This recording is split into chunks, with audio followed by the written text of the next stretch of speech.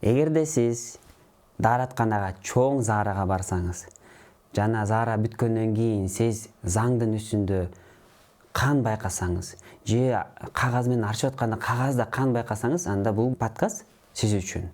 Сөзсүз түрдө аягына чейин көрүңүз, анткени бүгүн аналдык жарака тууралуу сүйлөшөбүз. Же болбосо орусча айтканда анальная трещина. Азыркы учурда эң көп кездешкен илдеттердин бири.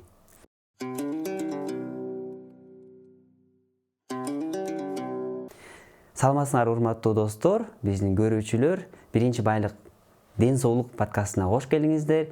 Бүгүн биздин конокто тажрыйбалуу проктолог Рустам Султанбекович Абдалиев. Кош келиңиздер. Саламатсызбы? Биринчиден ушу аналдык жарака аттуу илдетти сүйлөштүңөр алдында өзүңүз тууралуу бир аз кыскача айтып кетсеңиз. Менин аты жөнүм Абдалиев Рустамбек Султанбекович. Мен өзү хирург, проктолог. 7-8 жылдан бери эмгектенип келем ушул тармакта. Азыркы учурда клиника Авиценнада эмгектенип келем. Канча жыл тажрыйбаңыз бар? Жалпысынан алганда 8 жыл тажрыйба бар. 8 жыл бул чоң эле тажрыйба. Ушул аналдык жарака менен сизге кайрылган адамдардын саны канча? Көп келишеби? Эми негизги эле проктологиялык көйгөйлөрдүн арасынан аналдык жарака, анальная трещина деп айтылганда, бир 20% анальная трещина менен кайрылат, аналдык жаракасы менен. Негизги проктологиялык көйгөйлөрдүн арасынан. Бүт проктология көйгөйлөрдүн арасынан аналдык жарака 20% экен, геморрой менен салыштырганда канча болот? Геморрой канча пайыз? Геморрой бир 60%, 50-60% геморрой болот. Андан кийин 15-20% аналдык жарака, анан ар кандай аналдык кандай десем, бир жаңы новообразование деп коет, полип же болбосо кандилома анального канала деген дагы диагноздор көп да. Негизи эле бул геморрой десе, геморройдон башка проблема жоктой көрүшөт да элдерчи. Бирок ошол эле көтөнчүчүктүн канчалаган ар түрдүү проблемалуу оорулары көп да. Көтөнчүчүк бир гана геморрой эмес. Проктолог десе эле биз ойлойбуз чын эле геморрой болуп атасыңбы, эмне үчүн? Жок, андай эмес. Көрсө, геморройдон тышкары көптөгөн башка дагы илдеттер болушу мүмкүн. Көтөнчүчүк жана аналдык шакек деп коебузбу, орусча кольцо деп коет, анальное кольцо. Ошо аналдык жаракалар. Эми аналдык жаракага өтөлү. Аналдык жарака деген эмне? Аналдык жарака деген бул ошол көчүктүн ички чел кабыгынын жарылып калуусу. Ал кайсыл учурда жарылып калат? Ал көп убактан бери запор менен, ич катуу оорусу менен ооруп келген адамдарда болушу мүмкүн. Ошол эле сыяктуу ар кандай травма болуп калса дагы аналдык жарака болуп калышы мүмкүн. Негизинен ушул. Негизги себеби ич катуу. Анан көпкө чейин отуруп иштеген адамдар, ошолордо аналдык жаракалар көп кездешет. Эми азыркы заманда отуруп иштеген адамдар көп да. Офисте отурушат, машина айдашат. Ошондуктан жарака болгон адамдардын саны көбөйүп атабы же бир эле калыпта турабы? Жок, негизинен эле бул оору, проктологиялык оорулардын баары эле жыл өткөн сайын, эми мурда бизде түшүнүгүбүз кандай эле? Проктология десе, геморрой десе бул уят көрүнчү да. Азыр Кудайга шүгүр, элдердин аң сезими уже өсүп, ошол нерсе уяттуу эмес, наоборот, азаптуу оору экенин сезип, кайрылгандар көбөйүп атат. Ошонун негизиндеби оору аябай азыркы учурда жылдан жылга өсүп баратат да. Өскөндүн себеби бул адамдар уже кайрылып атышыптыр, мурда уялып, кайрылбай жүргөн. Жашынып жүрө беришкен. Эми ошолордун дагы бирден бир таасири сиз деп эсептейм, анткени сиз дагы ушу элге жайылтып, ушундай маалыматтарды берип турганыңызда элдер ушуну түшүнүп атышат да. Мисалы үчүн бул уят эмес. Эгерде бир аз ооруса же бир аз канаса чыдабаш керек, сөзсүз түрдө дарыгерге барыш керек деп айтып атпайсызбы? Ошондуктан сиздин дагы бир орусча айтканда заслуга деп койсо деле болот. эми жараканын себептерин айтып кеттиңиз. Бир гана запор менен эле травмабы же андан башка да болушу мүмкүн? Андан башка күтүүсүз туура эмес күчөнүүлөр болушу мүмкүн. Андан тышкары аял кишилерде төрөт учурунан кийин же болбосо төрөт учурунда күчтөнөт да, ошол учурда дагы пайда болгон жаракалар болушу мүмкүн. Мисалы үчүн мен запор дегенде жакшы түшүнгөн жокмун да. Запордун өзү жарака алып келеби же запордогу пайда болгон заң чыгып аткан учурдагы травмасы жарака алып келеби? Вот ошо запор болгондо адамда ичегинин бөлүктөрү болот да. Ошол ичегинин бир бөлүгүндө адамдын заңы топтолуп турат да. Дайымачы биз жей беребиз да. Жеген тамак ашыбыз ал ошол заңга айланып, ошол бир ичегинин бөлүгүндө топтолуп турат. Анан кийин запор болгондо ал жеген тамак ашыбыз убагында чыгып кетпейт дагы, ошол топтолчу жерде топтоло берип, ал катуу таш сыяктуу болуп катып калат да. Анан ошону чыгарыш үчүн туалетке барат. Туалетке баргандан кийин аны ыйынып, күч келдирип чыгарат. Ал биринчиден күчөнүү фактор. Экинчиден болсо ошол таштай болуп калган катуу заң ошол ички чел кабыгын айырып кетет да, туалетке барган учурдачы. Ушул жерде эки фактор бар экен. Биринчиден ошол заң көпкө чейин туруп, ошол жердеги кан тамырларды кысып, ошол жердеги бир кичинекей травмаларды келтирет экен. Анан чыгып аткан учурда дагы ошо четтеринде бир таш сыяктуу катуу жерлер болсо, ошо дагы мындай кесип же травма алып кетет экен. Заң мисалы үчүн эң биринчи симптомдор болсо кантип пайда болот? Мисалы үчүн адам эч кандай ооруган эмес, геморрой болгон эмес. Ошо эң биринчи кантип билет жарака бар экенби, жок экенби? Жарака бар экенин эң биринчи симптому бул ошол жердеги көчүктүн оорусу. Ошондой эле туалетке баргандан кийин туалет кагазында кандын пайда болуусу же болбосо ошол улузаңдын четинде бир кандын белгиси болот. Эгерде заңдын үстүндө кан болсо, ал кан мындай кызыл болуп турат же негизи кандын да түрлөрү бар эмеспи? Кандын түрлөрү бар, ооба. Себеби бул кан десе эле ар ким ар кандай түшүнөт да. Черный кал деп коет, кара заң да. Ал бул ичеги ашказан системасынын жогорку бөлүгүнөн түшөт. Бул аналдык трещинада болсо, аналдык жаракада болсо, ал кан жаңы болот. Свежий кровь деп коет, жаңы кан. Ошондой кызыл, жаңы ачык түстөгү кан болот. Ошону дагы белгилеп кетиш керек, анткени кровотечение же болбосо кан агуу сиз айткандай ичеден ар кайсы этаждарында болот. Ошондой жагында болсо, анда заң кара болот экен. Эгерде ылдый жагында болсо, же аналдык жараңка болсо, анда бул жаңы чыккан кан, же болбосо кыпкызыл болуп чыккан кан экен. Ооба, андан тышкары айырмалай кетиш керек. Геморрой менен аналдык жараканын дагы кан агуусунун айырмасы болот да. Геморройдогу кан агуу бул аябагандай кан көп кетет да. Аналдык жарака болгондо ал бир аз эле ошо туалетке барган учурда гана кан тийип, же болбосо кан ошо заңга тийип калат, же дарат кагазына тийип калат. Геморройдо болсо ал аябагандай көп канап, ички кийимдери булганып, туалетке барган учурда дагы аябай көп кан тамып, же болбосо канап, ушундай айырмасы. Геморройдун кан акканынын себеби бул кан тамырлардын мындай чоңоюп калган, жана веналар. Жарака болсо бул уже орусча айтканда слизистый деп коет го. Ошонун жарака болуп калган. Жарака болуп калган. Түшүнүктүү. Адам биринчи жолу өзүн кагаздын үстүндө кан көрдү. Ошол учурда эмне кылыш керек?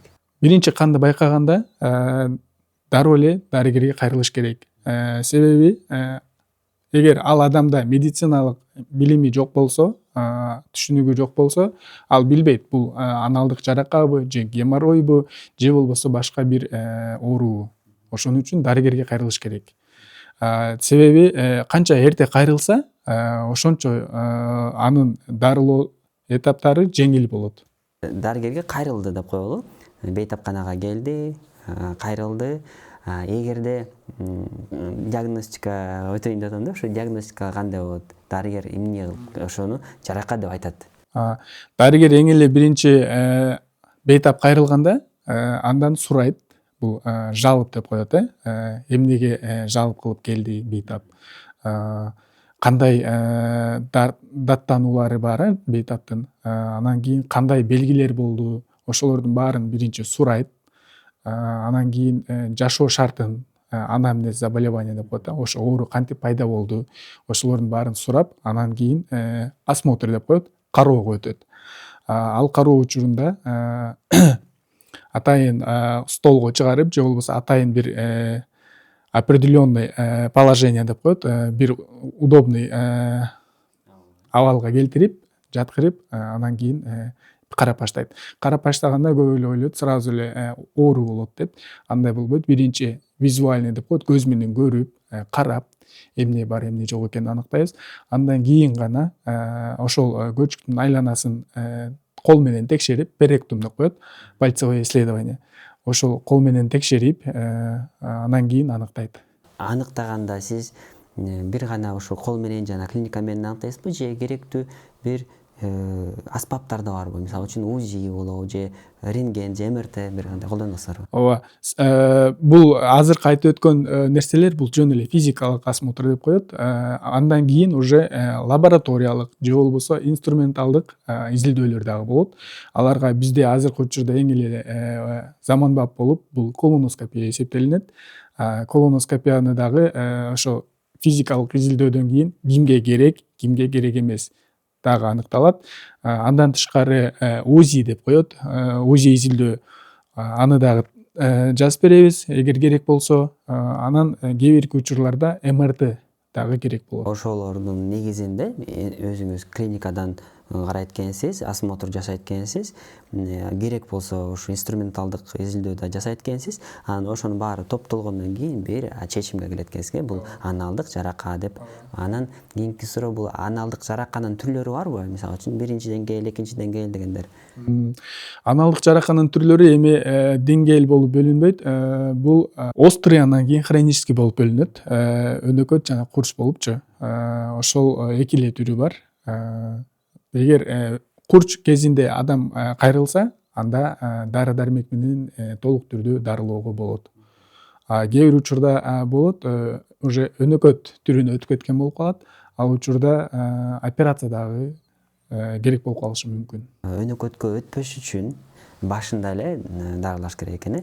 Эң башында дарылап баштаганда ошо дарылоо ыкмалары кандай? Дарылоо ыкмалары бул эң эле биринчи причина деп коет, себебин жоюш керек. Ал себептери жана башта айтып кеткендей эле ар кандай микротравма болуп калышы мүмкүн, же болбосо ич катуу болуп калышы мүмкүн. Ошолордун баарын жөнгө салыш керек. Андан кийин дары дармек. Бул дары дармек дегенде эмне? Көбүнчө мазьдар колдонулат, свечалар колдонулат. Андан тышкары ошол жака, ошол областка ванна деп коет.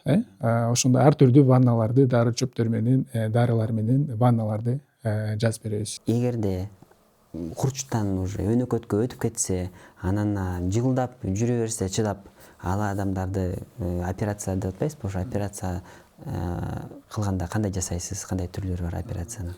Операциянын азыркы түрлөрү эми бул эң эле биринчи стандарт болуп ошо иссечение болуп эсептелинет. Иссечение деген ошол аналдык жараканы кесип алып салуу деген да. Андан тышкары азыркы заманбап ыкмалар болуп лазер менен дагы дарылашат. Ошол операциянын азыркы ушул түрлөрү бар. Сиз иштеген бейтапканада кандай түрлөрү бар? Бардык эле түрлөрү бар? Биз иштеген бейтапканада бар. Иссечение деп бул радикальный болуп эсептелинет. Бул түрү дагы бар. И лазер менен лечение кылган түрү дагы бар. Эмне кандай түрү болбосо дагы сизге келе берсе болот, баарын эле дарылай бересиз. Ооба. Колубуздан келген жардамды кылабыз. Башында унутуп калыптырмын, сурайын деп, кайсы жашта адамдар ушу жарака менен көп кайрылышат? Көбүнчөсү жаш кездер, жаш муундар деп айтсак болот. Себеби дегенде жаш муундар ошо физикалык күчтү аябагандай, кандай десем, физикалык күчтү туура эмес берип алышы мүмкүн. Же болбосо ошо наоборот физикалык күчкө көбүрөөк жаштар дуушар болот десек дагы болот да. Анан кийин ошол жанагы аялдардын төрөт возрасты болот го. Мисалы 18 жаштан бир 35-40 жашка чейин төрөсө, ошол возрасттагы адамдар, категориядагы адамдар да көп кездешет аялдарда. И ошондой эле эркек кишилерде деле ошол жанагы кыймыл аракетке физикалык күч жумшоо возрасттар болот да эми. Ошол жаш курактагыларда көп кездешет. Андан тышкары азыр жаш балдар дагы аябай көп кездешет. Себеби жанагы эмизип туруп, анан кийин уже 6 айдан кийин, 7 айдан кийин кошумча тамак аш берип баштайт. И ошол кезде проблема башталат жаш балдарда делечи. Рустамбек Султанбекович, ушул жарака менен кайсы дагы илдеттерди айырмаласа болот? Аналдык жарака менен эң эле биринчи геморройду айырмалашыбыз керек. Себеби геморройдо дагы, аналдык жаракада дагы кан агуу болот да. Аналдык жаракада кан аз эле агат, же болбосо ошол дарат кагазына эле бир аз тийип калат, же болбосо ошол улуузанга кан тийип, же болбосо кан бир четинде сүйкөлүп чыгып калат да. Геморройдо болсо ал жерде дагы кан агат, бирок кандын көлөмү көп болот. Анан кийин өзүнөн өзү токтоп калуусу бул өтө кыйын маселе да геморройдо. Аналдык жаракада ал өзү деле ошол дааратканага барган учурда гана байкалат. Геморройдо болсо дааратканага барабы барбайбы, кан тамыры уже ал жакта жарылды, ал кан токтобойт. Андан тышкары ар кандай проктологиялык көйгөйлөр бар. Геморрой, аналдык жаракадан тышкары буларга полип анального канала деп коет. Ошол көчүккө полип өсүп калат. Ошол полиптен дагы айырмалаш керек. Себеби ал полипти дагы убагында дарылабаса, ал полип дагы убакыт өткөн сайын өзүнүн формасын өзгөртүп, же болбосо чоңоюп, же болбосо көбөйүп, анан убакыт өткөн сайын ал каноого дагы алып келет да. Полип болгондо деле кандилома деп коет. Ошол учурда дагы кан агуу байкалат. Авиценна клиникалар тармагы 2000-жылдан бери ден соолугуңуздарга кам көрүп келебиз. Биз бардык медициналык тармактарды алдын алуудан баштап заманбап хирургия чейин бир жерге топтодук. Бишкектин 5 филиалында сизди заманбап жабдыктар күтөт. Компьютердик томография, рентген, гастроскопия, колоноскопия, УЗИ жана ЭКГ. 100дөн ашык жогорку квалификациялуу дарыгерлер сиздин ден соолугуңузга кам көрүүгө даяр. Авиценна клиникалар тармагы ар күнү сиздин жашооңузду жакшыртууга аракет кылабыз. Биринчи байлык – ден соолук. Азыркы учурда дагы элдик дарылоо же болбосо көз ачыктарга баруу дагы мода болуп атпайбы? Элдик ыкмалар менен да дарыланса болобу? Элдик ыкмалар менен эми убактынчалуу жанагы аналдык жараканын белгилерин токтотуп коюусу мүмкүн. Элдик ыкмалар кайсы учурда жардам берет? Элдик ыкмалар деле жардам берген учурлар болот, бирок ал жанагы алдын алуу учурунда гана да. Себеби ичүү катууну алдын алса болот элдик ыкмалар менен, же болбосо күчөнүүнүн алдын алса болот да элдик ыкмаларда. Уже аналдык жарака деген дарт коюлгандан кийин аны элдик ыкма менен дарылоо бул туура эмес десек дагы болот, же болбосо убактынчалуу гана ошол белгилерди жашырып коюу да. Аны элдик ыкма менен дарылоого болбойт. Эгерде аналдык жарака уже аныкталса, анда кечке эле мындай өз алдынча дарылабай же мындай кошунага барып, же элдик дарыгерлерге барбай эле дароо эле адиске барып ушу менен дарыланыш керек. Чыдап жүрө бербеш керек, Чыдап жүрбөш керек. Жана дагы унутуп кетиптирмин, деме деп коет, анальный свиш деп коет да. Ошондой дарт менен дагы буну айырмалап кетиш керек да. Ал анальный свиш деген бул көчүктөн башка дагы бир патологиялык тешикче пайда болуп калат да. Ошол учурда дагы кан агуусу болушу мүмкүн, же болбосо ар кандай көчүктөн бирдемелер чыгуусу дагы байкалат. Мисал үчүн, эгерде адам аналдык жаракасы бар экенин билип, көптөн бери өз алдынча дарыланып, ар кандай ыкмаларды өз алдынча колдонуп, кошуналардан угуп, туугандардан угуп, элдик дарыгерлерге барып, такыр эле ушу бейтапканага барбай калган учурда кандай осложнение деп коет, осложнение же кесепеттерге апарышы мүмкүн ушундай? Эгер бул аналдык жаракада өз убагында дарыгерге кайрылбаса, көптөгөн кесепеттерге алып келиши мүмкүн. Бул эң эле биринчи ошол жердеги аналдык жараканын өнөкөт формасына өтүп кетүүсү. Андан тышкары ошол аналдык жаракада жанагы туалетке баруу аябай коркунучтуу болуп калат да бейтаптар үчүнчү. Ошонун негизинде азыр бизде специалист гастроэнтеролог деген врачтарыбыз бар, колопроктолог деген врачтарыбыз бар. Ошолор көп учурда азыркы диагноз коюп атышат долиха сигма деп. Бул осложненияга кошконубуздун себеби ошол туалетке баргандан бейтап коркконунан дайыма туалетке барбаганга аракет кылат. Анан ошол улуу заң топтолуп отуруп ошол ичеги чоюлуп кетет да. Ошол дагы бир осложнениясына кошсок болот. Андан тышкары ошол дайыма канат, дайыма жанагы улуу заң менен кан кошулат да. Ошентип отуруп туруп убакыт өткөн сайын бул жаман бир илдетке алып келип калышы мүмкүн да. Рак ооруларына чейин жетип калышы мүмкүн. Эч кандай өз алдынча дарылабай адиске дароо эле барыш керек экен. Эң биринчи симптомдорду эле көргөндө дароо эле барган жакшы. Эми белгилеп алдын алууга өтөлү. Эч кандай кан жок, өзүн жакшы сезет, өзүнүн жашы мисалы үчүн 20да жөн эле алдын алып туруш керекпи? Сөзсүз түрдө алдын алуу деген бул эң эле биринчи улуу зараны контролдоо да. Же болбосо ошону дайыма текшерип туруу. Аны кандай кылып текшерет? Нормада ар бир адам күндө бир жолу регулярно деп коет, барып туруш керек улуу зарага. Анан жеген тамак ашын контролдош керек. Андан тышкары кыймыл аракет болуп туруш керек.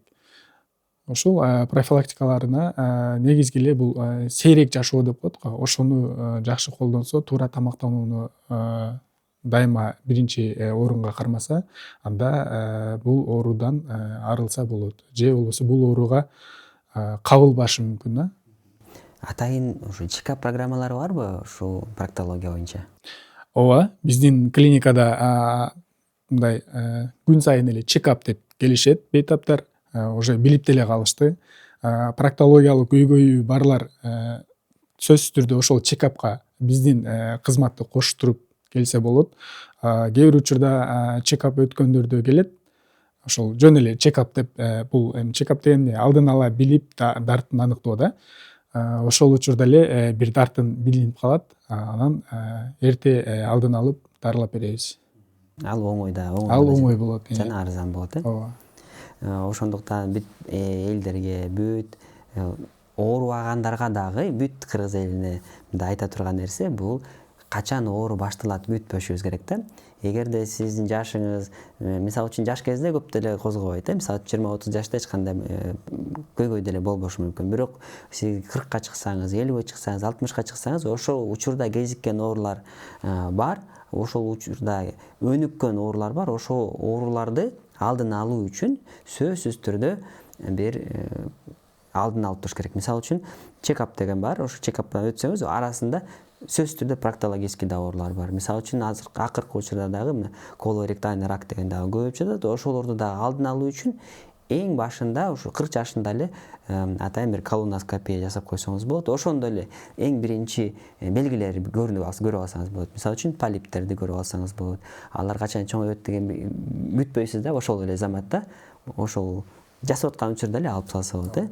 Же болбосо кан изилдөө учурда же атайын бир маркерлер бар, ошолорду карап аткан учурда аныкталып калса, ошол эле замат сизди өнүкпөш үчүн, ошо ракка айланбаш үчүн ошонун баарын эле алдын ала дарылап койсоңуз болот. Ошондуктан келгиле маалымат алалы, информация бар адам күчтүү адам дейт. Ошондуктан информация менен жүктөнүп, көбүрөөк маалыматка мындай умтулалы. Сизге Рустам Султанбекович чоң рахмат келип биздин подкастка катышып кеткениңизге. Азыр бизде бир кичинекей рубрикабыз бар, миф жана чындык деп. Эгерде уруксат болсо, ошол суроолорго дагы кыскача жооп берип койсоңуз. Сиз кыска эле жооп берип койсоңуз болот. Миф же чындык? Аналдык жарака сейрек кездешкен илдет.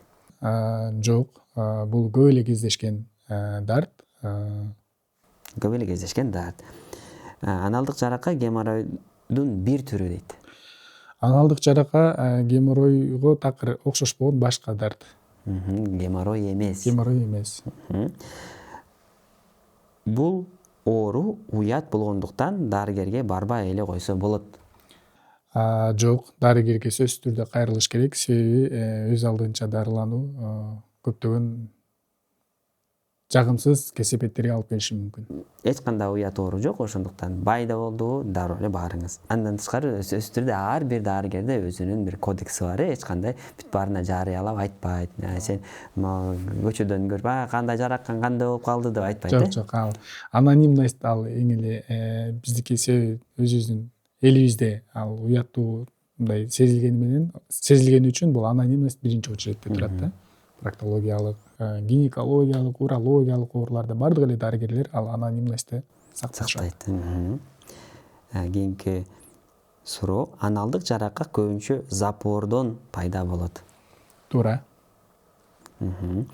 Запор болбогонго аракет кылабыз. Эгерде сиз запор болуп атсаңыз, ичиңиз катып атса, сиз алдын ала ойлоно баштаңыз. Ал бир гана аналдык жарака эмес, андан дагы башка толгон токой ооруларга алып келет. Ошондуктан запор бул эң жаман оорулардын башталарын алды деп койсок болот. Аналдык жарака жаш балдарда болбойт. Жок, туура эмес. Жаш балдарда дагы кездешет. Аналдык жарака дайыма катуу оорутат. Туура. Себеби дегенде ал жерде нервный окончание деп коет. Нервтердин ошо бүткөн жери да. Ошонун негизинде аналдык жарака болгондо аябагандай ооруну көп байкашат, сезишет. Сезимтал жерде жайгашкан. Аналдык жарака болгондо дааратканага барууга коркуу пайда болот. Коркуу пайда болот. Ошонун негизинде жанагы эле айтып кеткен ар кандай кесепеттер дагы келип чыгат да. Аналдык жараканы койдун майы менен дарыласа болот. Жок, азыркы учурда койдун майы менен дарыласа деген бул бизде прикол катары болуп калды. Койдун майы менен дарыласа болот деген бул туура эмес. Эч кандай койдун майы жардам бербейт.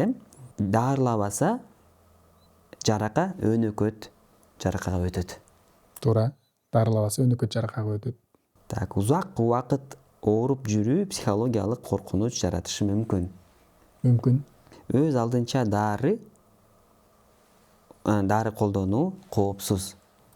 Жок, өз алдынча дары колдонуу бул аябагандай кооптуу. Кээ бир адам эмне үчүн атайын ошол оорулар боюнча адистер дайындалат. Адистер ошо ар бир дартка ылайык дарыны терип, ошого ылайык гана дарыны жазып берет да. Кооптуу. Абдан кооптуу. Өз алдынча дарыланбайбыз. Азыр дагы негизи бизде көп өнүгүп атпайбы, технология өнүгүп атат. Азырда биздин көп жардамчыларыбыз бар, мындай санарип жардамчы деп коет, мындай ChatGPT деген бар, Gemini деген бар. Көп искусственный интеллект өнүккөндүктөн. Сиздин сөзүңүзгө мындай кошуп кетейин. Ошол сиз айткан эле мага кээ бир бейтаптар жазат да, көп эле бейтаптар жазат. Мен тияка барсам мындай деп айтты, бияка барсам дагы бир дарыгер мындай деп айтты берет да. Бирок негизинен караганда ал дарыгер эмес болгон болот. Ал ошо жана искусственный интеллект деп коет да. Анан кийин ал дарыгер антип айтышы мүмкүн эмес деген суроону кайра бересиң да ал бейтапкачы. Анан ошондо айтат: мен ушундай интернеттен карадым эле, анан мындай кылды эле депчи. Бул эми искусственный интеллектке жанагы стандарт болгон гана нерселер жүктөлүнүп калган да. Жашоодо баары эле стандарт боло бербейт да. Ошон үчүн сөзсүз түрдө адиске кайрылып туура лечение кылыш керек да. Ар бир адам индивидуал, өзүнүкү башкага окшошпой пайда болот. Анан жасалма интеллект дагы бул башка биринчи дарыгер деп аны албайбыз. Сөзсүз түрдө дарыгерге барабыз. Жасалма интеллект сизге мындай коркунуч алып келбеген сунуштарды берсин. Мисалы үчүн диетаңызды кандай, же болбосо ичиңизди кантип катытпаш керек, ошолорго. Эгерде дарт пайда болуп калдыбы, анда күтпөйбүз. Жасалма интеллектке кайрылбай эле дароо эле дарыгерге барабыз. Кош бойлуу кезде аналдык жараканы дарылоого болбойт. Бул жерде кош бойлуу кезинде аналдык жараканы дарылаш керек. Ал дарылоо ошол кош бойлуу срогунан гана көз каранды. Демек бир гана проктолог эмес, ага гинекологдор дагы киришип чогуу консилиум болуп анан дарылаш керек экен. Эрте дарыгерге кайрылуу операциядан сактап калат. Туура. Өз убагында дарыгерге кайрылса, дары дармек менен гана операциясыз дарылоо мүмкүн. Рустам Султанбекович, чоң рахмат, бүт сурообузга жооп бердиңиз. Мен ойлойм ушул подкастыбыз, ушул маегибиз элге бир пайда алып келет деп. Бүт баарына мындай ден соолук каалайбыз. Сиз эгерде өзүңүздүн дарыгер катары элге бир сунуштарыңыз бар болсо, же кайрылууңуз бар болсо, өзүңүз кайрылып кетсеңиз болот. Чоң рахмат Таалай байке, бизди ушундай студияңызга чакырып, конок кылып сыйлап атканыңызга. Элдерге, жалпы жарандарга кайрылып кетейин. Эгерде сиздерде ар кандай проктологиялык көйгөйлөр болсо, анда өз убагында туура дарыгерге кайрылыңыз. Себеби өз убагында дарыланса, дарылоо жеңил болот жана арзан түшөт десек болот. Ошон үчүн проктологиялык көйгөйлөр болсо уялбаңыздар, өз убагында дарыгерге кайрылыңыздар. Азыр дагы бир айта кетип турган нерсе, бул биздин демөөрчүбүз, бул Авиценна клиникасы бизди эң башынан баштап колдоп келаткан, каржылап келаткан, биздин подкастты, биздин долбоорду колдоп келаткан центр. Авиценна клиникасы сиздин ден соолугуңузга кам көрөт.